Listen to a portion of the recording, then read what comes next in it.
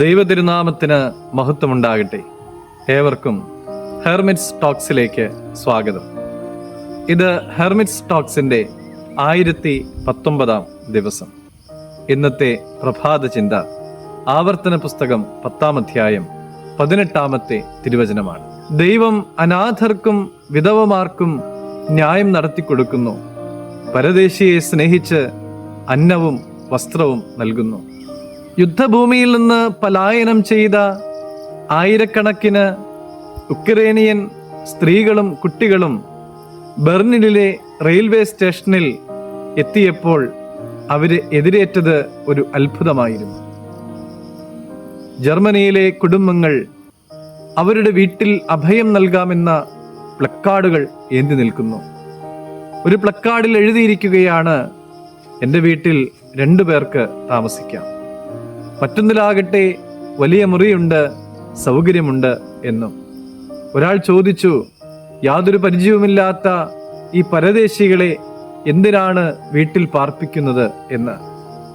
ഒരു സ്ത്രീ അയാളോട് പറഞ്ഞു, എൻ്റെ അമ്മ നാസിയിൽ നിന്ന് പലായനം ചെയ്യുമ്പോൾ അമ്മയ്ക്ക് അഭയം ആവശ്യമായിരുന്നു. അതുകൊണ്ട് തന്നെ ഇത്തരത്തിൽ അഭയം ആവശ്യമായിട്ടുള്ള എല്ലാവരെയും എന്നാൽ കഴിയുന്ന രീതിയിൽ സഹായിക്കുവാനായിട്ട് ഞാൻ തയ്യാറാണ് എന്ന്. തങ്ങളുടെ മാതൃരാജ്യത്തിൽ ഉൾപ്പെടാത്തവരെ പരിപാലിക്കുവാൻ ദൈവം ഇസ്രായേലരെ ആഹ്വാനം ചെയ്തു. കാരണം അവൻ പരദേശികളുടെയും വിധവകളുടെയും അനാഥരുടെയും ദൈവമാണ്, സംരക്ഷകനാണ്. ഇന്നിൻ്റെ സാഹചര്യത്തിൽ പരിചയമില്ലാത്ത പരദേശിയായ ഒരാളെ വീട്ടിൽ പാർപ്പിക്കുക എന്നുള്ളത് വലിയ പ്രയാസമുള്ള ഒരു സംഗതിയാണ്. എന്നാൽ സഹാനുഭൂതിയോടെ നോക്കുവാനും നമ്മുടെ ചുറ്റുമുള്ളവരിൽ ആവശ്യമായിട്ടുള്ളവരെ കണ്ടെത്തുവാനും അവരെ സഹായിക്കുവാനുമൊക്കെ നമുക്കെല്ലാവർക്കും സാധിക്കും.